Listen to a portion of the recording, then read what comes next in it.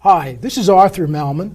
I'm your host today for another in our series of shows on the whole energy complex out on the East End. And we are very fortunate to have with us today John O'Connell, who can really explain to us for the first time, I think, how the whole electricity grid works out here. John, why don't you just give us, first of all, thank you for coming. Oh, my pleasure, Arthur. I know, pleasure to be our here. job is to get you out of here before the trade parade envelops you. Please do, please do. But, what is your title at this point? My title is the Vice President of Transmission and Distribution at PSEG Long Island. Okay. And where'd you come from? Well, that's a good question. I was born and raised in New Jersey. I went to Manhattan College, studied electrical engineering, and I graduated from college in 1986 and went to work for PSEG, the power company in New Jersey. And as PSEG moved out here to Long Island, I started in this position in 2014.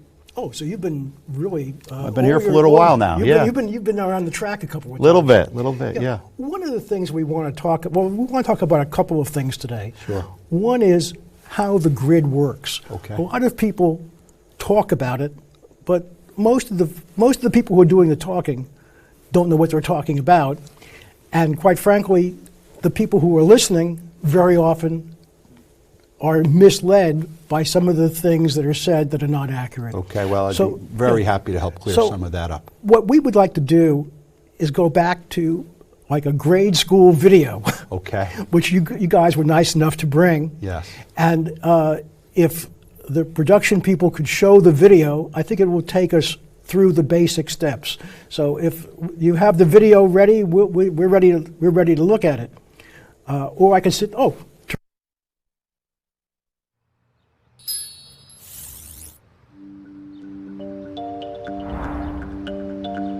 Mom, where does the electricity for my video game come from? That's a great question. The electricity we use is delivered to us by PSEG Long Island. It comes from far away and from different kinds of power plants. For example, power plants can use coal, natural gas, or oil to make steam. Some plants use nuclear power. There are also natural sources of power from dams, hydroelectric plants, solar arrays, and wind turbines. The plants use these power sources to turn a generator that has huge magnets and wire coils inside. The magnets begin moving, generating currents of electricity from the wire. Usually, power plants have several generators running at the same time that produce a lot of power. The power is transmitted at high voltage and then distributed at low voltage so that we can use it in the house. Transformers are used to raise the voltages 69,000 or 138,000 volts, which allows for more efficient transmission to substations miles away or into a network that connects to other power companies, so electricity can be shared efficiently. High voltages are dangerous, so power companies put the high voltage wires up high on transmission towers to get the electricity to a substation. There, it can be converted to about 13,000 volts for distribution to our neighborhood. At this point, the power is still high up on the utility poles to keep it away from people. To use it in our house, there's a transformer on the pole that converts the 13,000 volts to 120 volts. That travels through the wires to the house, then to switches and outlets in the wall. It's dangerous, though, so we all have to be careful. Electricity is invisible, so you can never tell if a wire is energized just by looking at it. If you ever see a fallen wire, don't go near it. Get an adult or call 1-800-490-0075 to report it. Electricity is used for all kinds of things. Your video games, for charging your tablet or phone, the television, the lights, and almost all of our appliances. It may seem complicated because there are a lot of steps involved in getting electricity to us. I had a few courses in electrical engineering when I went to college. It was really interesting. How about we check out PSEG Long Island's website, www.psegLINY.com, to see if we can learn a little more about how they deliver electricity to us. Well, that was great because now I understand everything. I could take your job away. But there you go. You're an expert now, Arthur. Can I be an expert? What I'd like to do also is talk about some of the things that people are saying which may or may not be factual.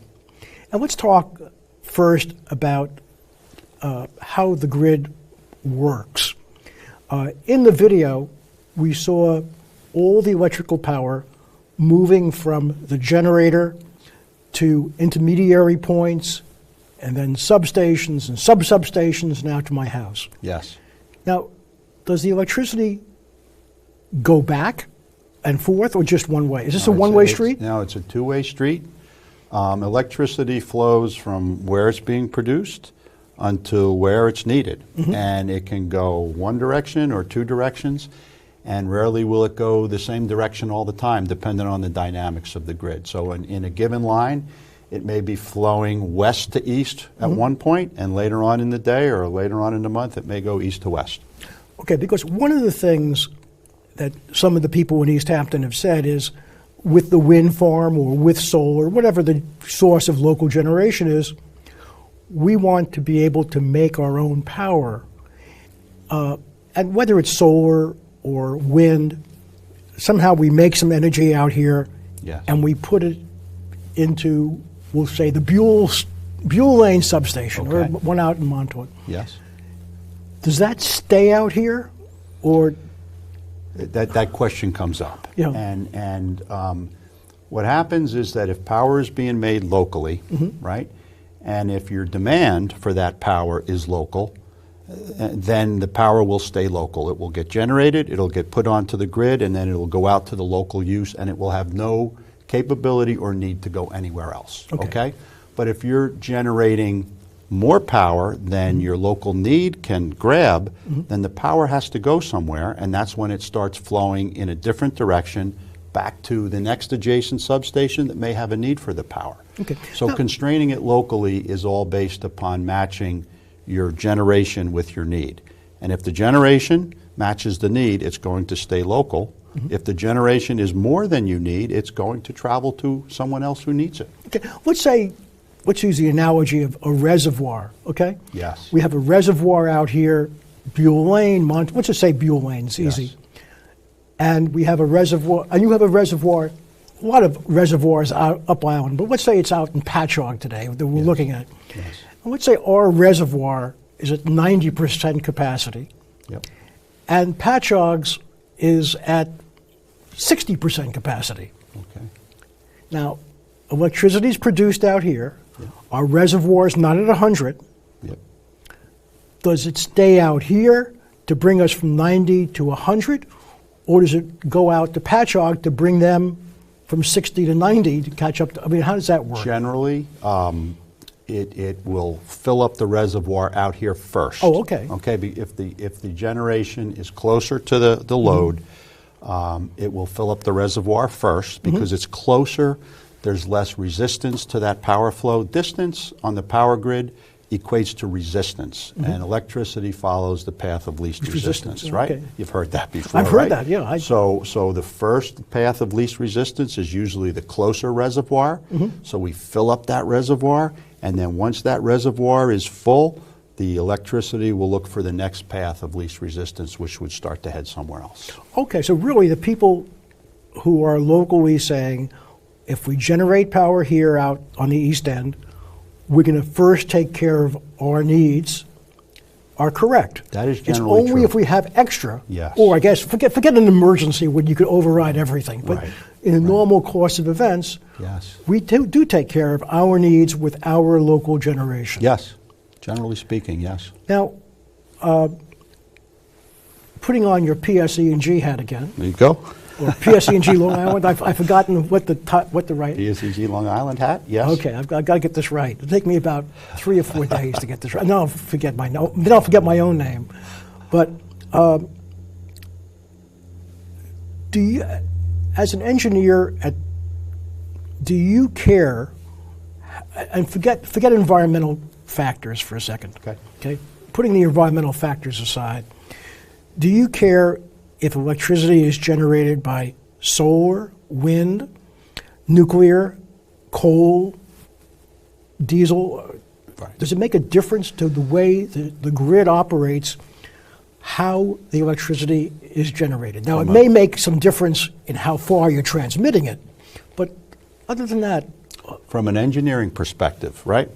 An electron is an electron. Okay. And and a power engineer is happy if we have the right amount of power flowing into the grid, whether it be from a power plant or a solar farm or a windmill, from an engineering perspective. There are some nuances associated with solar and wind that when the wind doesn't blow, the power doesn't come, and when the sun doesn't shine, the power doesn't come. But separate from those intermittent issues, right? When the power is flowing, the utility engineer is satisfied with matching the power needs with the power generation. Now, I think we have a map of Long Island. Yes, we do. And if the folks will put that up, okay. This is very helpful because I think everybody who's watching us today knows where the East End is. Yes. So it's easy. We can look over there if you want. What we see here is there's a red line right down the middle of Western Suffolk. Then there's a blue line that starts around Riverhead and goes someplace near the Hamptons. And then there's the very faint yellow line that goes someplace from, I guess, East Hampton, heading east to Montauk area. Yeah. Can you tell us what are those all about? How does that work? So what we tried to do is just give a representation of really what's going on with the power system on Long Island. And on this chart, you do see to the west some of the red circles. And those are approximations of where we have our bigger generation facilities. And PSEG Long Island does not own generation facilities, but through LIPA we contract with some generators. Okay, so those red dots are power plants pumping into the grid. The yellow triangles are some transmission cables that provide power. I mean the green ones. I'm sorry, the green triangles are some of the main transmission cables that provide power to the island. And that's where the power comes from. Well, let me ask you something. You said something that surprised me, and that is you don't own any of the red dots. Right. So if I wanted to build my own, or the Arthur Malman generation facility in Islip, I could come to you and offer you some kind of a deal. Yes. And you might say yes or no. Yes. Yes. Because that's how it works. PSEG, under contract for the Long Island Power Authority, looks at the power needs and makes recommendations on when additional power is needed to be brought onto the island. And then we go through a process where we ask for proposals and we evaluate costs. And eventually, if the need was there, it would result in the construction of a new transmission line to the island or a new generator on the island. Okay, but now you said something else, though, before, and I just want to make sure I understood it. I might build my new plant in Islip. Yes. And it could be that I'm cheaper than somebody else, but somebody else may be building a new plant in East Hampton where you need more power. Yes. So am I right in saying, and forget the exact dollars, you might be willing to pay a little more to my competitor in East Hampton because that's where you need the power? We do take into account where power is needed when we would go out for any kind of requests for new power. And the way it would work would be that if, being further east, the power plant would require more upgrades to get the power where we need it to go, all that would be rolled into the costs of that power. Okay, so let's go, I hope you put this back on the screen again. So let's say I'm in East Hampton. Yes. And I'm building this huge plant, which may be well and good, but there's this little faint line called the yellow line. Yes, yes. And so I might be close to where you need the power, but if you were to accept my power to help feed Western Suffolk, it would cost you a lot of money to build bigger lines to go from east to west. Okay. Yes, so for sure. There are a lot of factors that come in here. There are a lot of factors, yes. And now we've heard that, we'll call it the red line, the blue line, the yellow line. We've heard that there's a $500 million proposal to bring the heavier duty red line, if you put that back up again, it'll be helpful, out a little further east. Yes. How far would that heavy-duty line go? It's now looks like it's stopping around Riverhead. Right. So first of all, the drawing's an approximation. Sure. There's a couple red lines, there's a couple blue lines, and we just kind of wanted to represent them. And what's going on is that our load forecasters, every year they look at where the load is going and they project a long-term forecast. And on the east end, we are seeing more growth than anywhere else on the island. We're seeing about a 2.4% growth each year, which doesn't sound like a lot, but we have to plan for a 10, 20-year window, and over time that really does add up. So those forecasts say that this system that you see on the chart, which was built long ago to serve less load, needs to eventually be upgraded. And if we don't upgrade the system, it's kind of like what happens in your house. If you plug too many outlets into an extension cord, right, it'll get hot, and if you keep them on there, it'll eventually melt. Or sometimes if you have too many appliances in an outlet, it'll pop a circuit breaker, because that circuit breaker says there's too much power going out, and if I keep the power on, it could cause a problem. So we see that upgrades are needed, and you see that a lot of the power is generated and acquired further west, and there's a need out here for it. And so, yeah, the projects that you spoke about are a number of projects over about 8 years where lines are being extended further east. Heavier duty lines. Heavier capacity lines.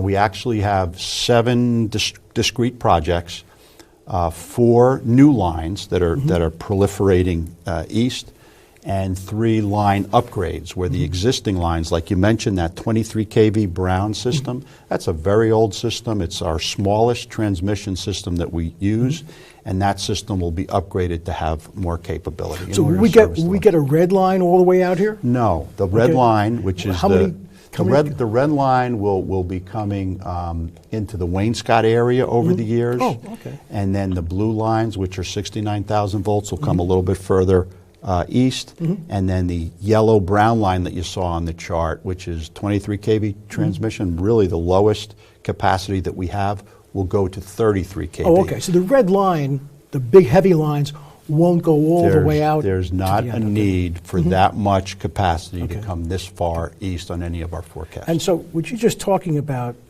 just then, if I correctly understood it, was a $500 million project. It's not going to be done next week. No, it's over 8 years. It's over 8 years. It's over 8 years. We constructed one of the lines in that 7 project schedule that just went into service this year, and then we'll be moving ahead year by year. When you say you constructed one of those lines, where did it go from to? It was a line between, I don't remember for sure. Okay. But it didn't go all the way out here. No, it was up island someplace? I believe it was from Bridgehampton to Buell. Okay. That was a 69,000 volt line that was just built and energized weeks ago. Oh, okay. So we will have this summer. We will have it was a needed expansion, and last summer, because it was not in place, we had temporary generation at some of our substations to deal with the fact that that line wasn't there. Now, what is people have talked about temporary generation. Yep. What does that mean? Does that mean you flip a switch on like a generator I have at my house? Pretty much, obviously Arthur. A bigger one? Pretty much. And what happens is that our system is mostly planned to deal with contingencies, right? So if we have a need for a service to an area, we build a substation, and the transformer serves the load, but we plan for a loss of a transformer, right? Because equipment fails, equipment has to come out for maintenance. And so typically we have in a substation 2 transformers. Either one of them can provide the reliability to the area. And so in planning for these contingencies, we sometimes have a deficiency, and we sometimes need to build longer-term projects to deal with it. And so in the short term, we'll put a generator at that substation. And it's temporary because eventually the major construction will replace it. And it's also temporary because we don't need it off-season when the loads are down. We need it in the summer when the loads are up. Well, okay. Now, when you're talking about a temporary generator, my guess is it's bigger than a bread box, and about the size of an elephant. Yeah, generally speaking, a good-sized generator that we would use would be about the size of an elephant. Okay. Yeah. And do those burn diesel? Can they burn propane? Can Yes. they burn natural gas? We've, over the years, over different applications, we've used all of the above. Recently, the deployment out here has been propane. Natural gas? Propane, not piped natural gas, which isn't readily available, but propane. Oh, okay. So let's go back a step. And again, I'm just trying to understand how this is working. So your plans are to get more capacity out here Yes. over the next decade. Yes, More or fair less. to say. And to the extent that we can self-generate out here, solar, wind, anything else, Yes. those plans will get deferred. No doubt about it. No doubt about and it. could be possibly eliminated. I mean, Absolutely. best case. We spoke a little earlier before the sure. interview that building lines is not something that we prefer to do. Why is that? It's a challenge. It's resources, it's planning, it's time to go out to the community and explain, which we're willing to do.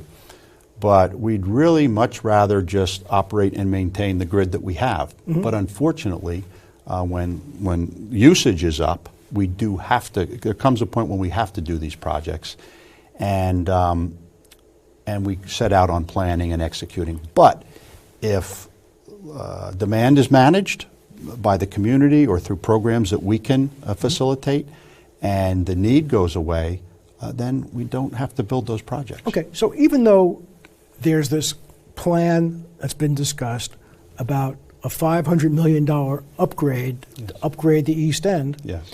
it's going to take a decade. Yes. And if someplace along the way, or some places along the way, there's more energy generated out here, or the forecast is decreased because Arthur Melman becomes more energy efficient, he Yes. turns his heater off, Yes. whatever, then really that expenditure, you're happy you have to make the expenditure. We are very happy. Okay. You know, we do not make money by building these lines.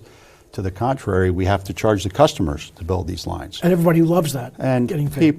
people deserve the lowest rates possible. People don't like when their rates are high. So we are very happy when we see our forecasts coming down. And as you said, people generating more with solar or other mechanisms, or using less with energy efficiency, controlling their use. Any of those things contribute to lower forecasts and possibilities to defer upgrades. There's a program out here which I just stumbled upon. And I don't remember the exact name, but basically, if I'm a commercial establishment out here, Yep. and I have an emergency generator, which I probably use 2 or 3 times a year, there's a new program where if I turn my emergency generator on without being in an emergency situation, Yes. and I give power into your grid, Yes. I get paid for that. Is Yes, that- you do. And it's just another example of how PSEG Long Island looks for opportunities to reduce demand rather than let the demand go up and build. And we have a number of programs like that where we try to work with customers and incent them with some financial incentives to shave their peaks at certain times of year so that we can build less. Now, obviously, I mentioned that this is a commercial program for large generators, town hall, firehouse, and stuff like that. Other than inconvenience, is there any reason why you couldn't tell Arthur Melman to turn his generator on in his backyard? No. Or is it? Oh, okay. No, really not. I mean, typically with residences, we have some other programs Yeah. where we offer similar incentives to shave your peak. And most homes don't have the generators, right?